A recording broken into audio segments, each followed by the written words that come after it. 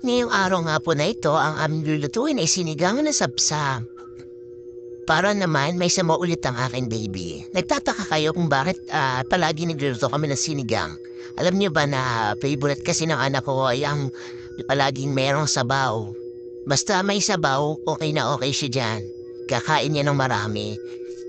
Nag-slice na rin nga po pala ko dyan ng kamatis. Hindi pa yun mawawala sa aming sinigang. Ganun po ba rin kayo sa sinigang niya? Laging may kamatis. And syempre may sibuyas. Nilagyan ko na rin ng black pepper. Ayan, pinakuluan ko. Nilagyan ko ng asin. Tinimplan ko na po yan para okay ang lasa mamaya. And then, ayan, lalagyan po natin siya ng talbos ng kamote. Then, nag-slice na rin po ako dyan na palamansi pang asim natin sa ating paboritong sabaw. Ayan po. And charan! Ayan, luto na po ang ating sinigang na sapsap at niligyan ko na po ng calamansi juice. Ayan, natural lang lasa at masarap.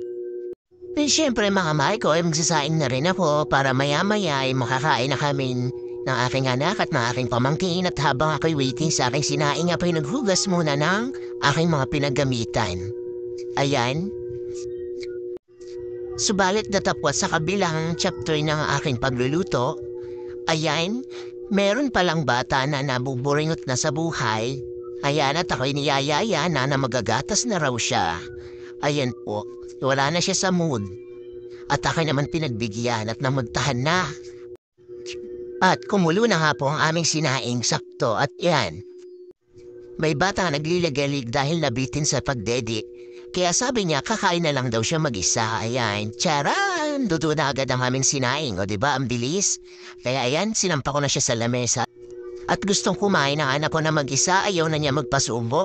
Basta pagdating sa isda, siya na lang talaga gustong gusto niya. Ayan, sinubo agad yung isda na binigay ko. Sobrang excited sa sabaw at sa isda.